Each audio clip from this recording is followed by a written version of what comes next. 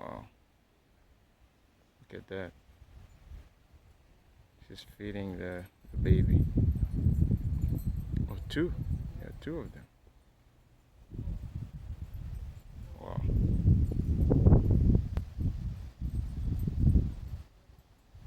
Those are deers.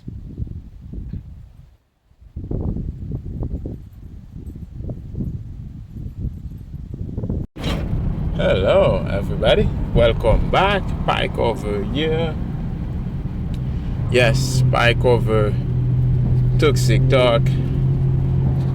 So let's talk about money and the value of money and why it's important to save money. You know, before Bitcoin, I had zero incentives to save because, well, first of all, the interest they was paying me in the bank account, it was like 0.00, like 5%, like pretty much nothing. And they want you to leave the money there, and you know, you're pretty much losing in inflation, and then you're losing to the bank. So I didn't have an incentive to save. Like, I was buying all sort of nonsense and garbage basically, and just so that because I know the money was gonna be worthless, and then it was just, you know, this put me in this doom loop where I only have to spend it and, you know, buy stuff with it that's gonna be worthless in the future. You know, so because the money lost its value, right? It's losing its value every day. So now what I do when I discover Bitcoin, instead of spending it in things I don't need, and things, you know, in Amazon, and you know, spending too much, I become conscious of saving and my money and how to save and not to put myself too much into debt to spend. You know, the current system want us to be spending, right? They believe in progressive, right? They are progressive, and progressive means like always grow, right? Without efficiency, right? It doesn't matter, just, you know, just keep growing. It doesn't matter if there's no efficiency in the system. If the bank is failing, you know, there's inadequate companies, you know, just keep them going. You know, don't let them die. Just, even if they make mistake, let them leave, right? Bail them out.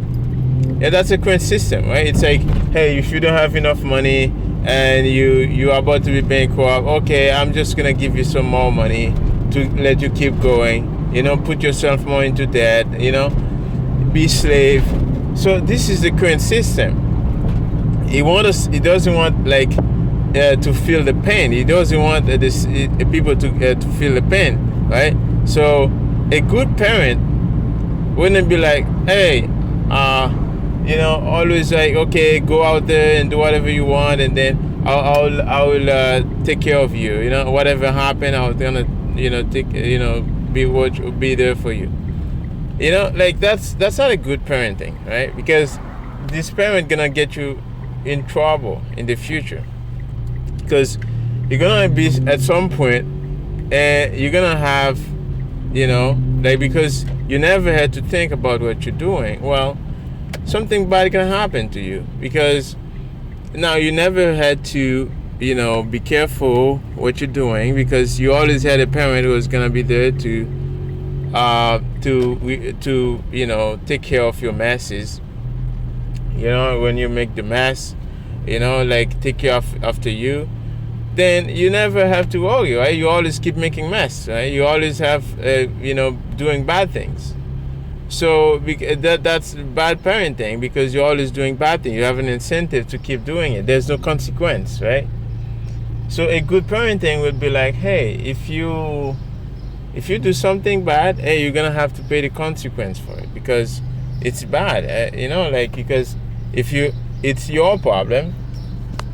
Like the way I raise my kid is that if they do something wrong, I'm gonna say, hey, what you did was wrong, and you have to, you know, pay the consequence for it, right? You jump, you hurt yourself, you start bleeding. Well, it's gonna hurt, right? I'm gonna put some salt on it. I'm gonna put like some lemon, and then it's gonna hurt, right?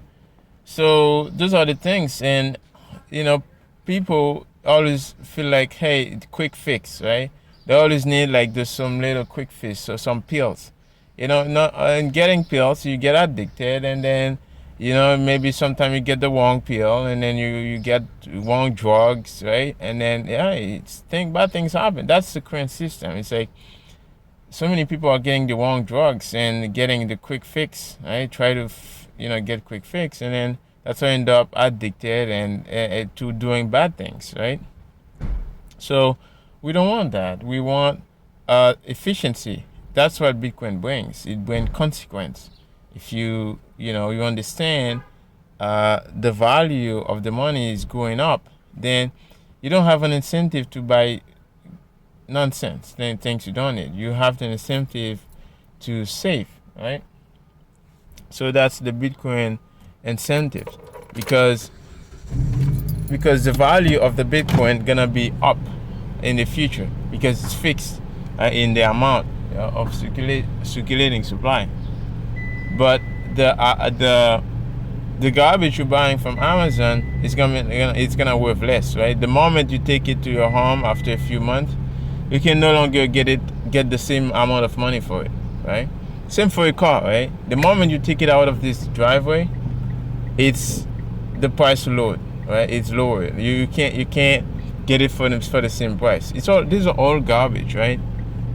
So this is what Bitcoin do to me.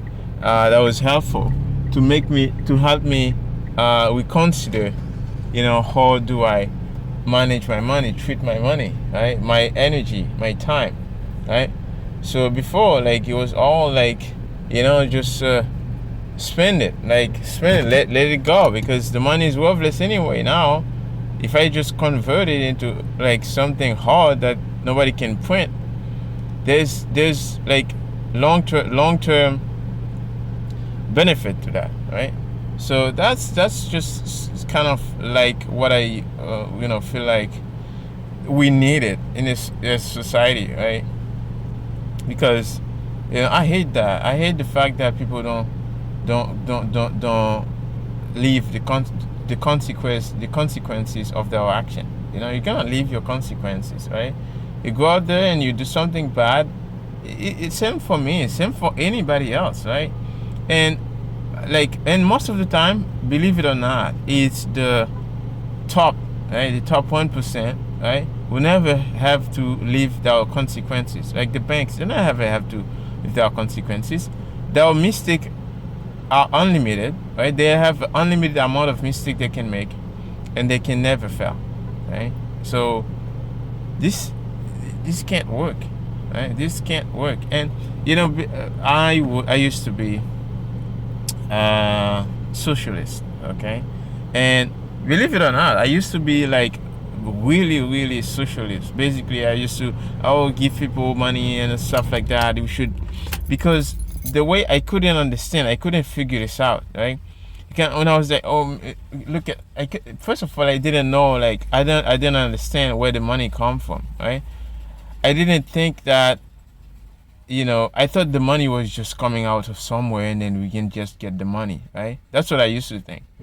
And then it's like magic or somewhere like we can create and stuff like that. I didn't know that, central banking, there's like a mafia that out there that can just print and then just arbitrarily choosing winners and losers. I didn't know that. But when I start to realize, hey, this group of guys, they can just print the money and give it to their friends, the banks, and then choosing winners and losers, and then the people who are working to secure that, to hold the value of that money, they never get anything, right?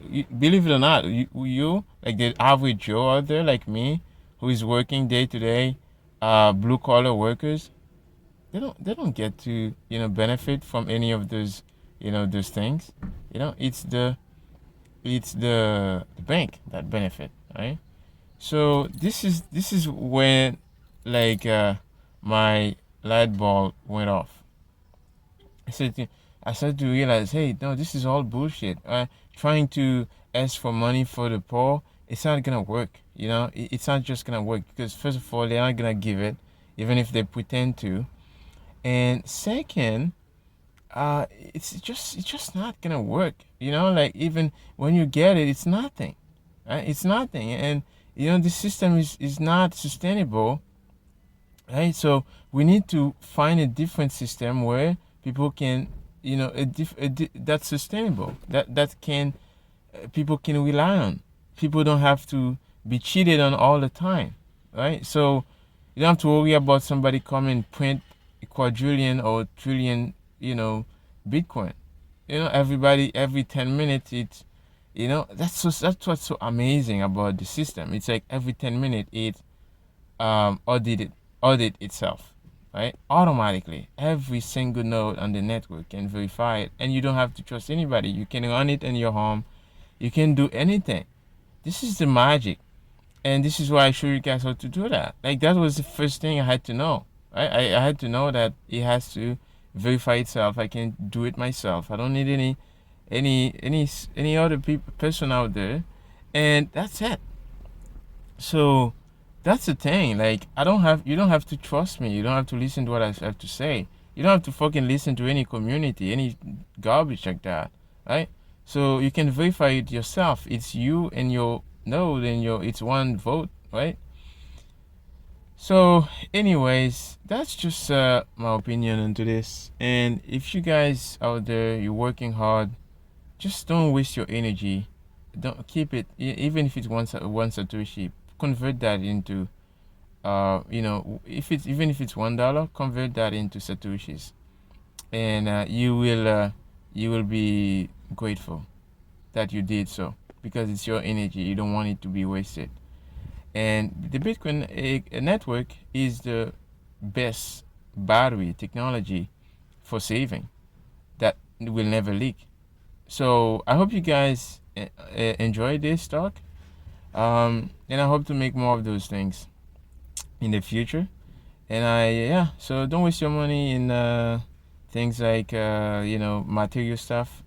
Just if you don't need it, maybe sometime, like, you can just fix the old things you have and just use it, right? And then if it's really broken, maybe you really really need it, you can change it. But sometimes people just doing things, it's so crazy. Like I've been making quite a bunch of money now, just picking up like things people throwing in garbage, and those things are basically good things. I got a freaking brand new fridge. Right, it was like $2,000 fridge, and then the person just say, hey, they don't need it, and I just came out there and I take it and I clean it and I wash it off and I put it up for sale online. It was like fucking, it's a lot of money, right? So those are the things, guys. Bitcoin succeed in the margin, right? That's the margin here, right? I'm not spending any money to take it. It's free, right? It's the same thing for like many other things, in your neighborhood. People are saying, oh no, they need like a specific employer to give them a job. No, you can create a job for yourself in things like that. You say, oh no, this is not, I don't want to do that. I'm not going to touch garbage. Well, for you, you may think, oh yeah, this is garbage, but it's not garbage. It is what it is. It's a dryer, or it's a washer. It's good. It's working. As long as it's working, right? So those are the things, guys. I'll see you again in the next Toxic Talk. This was PieCover.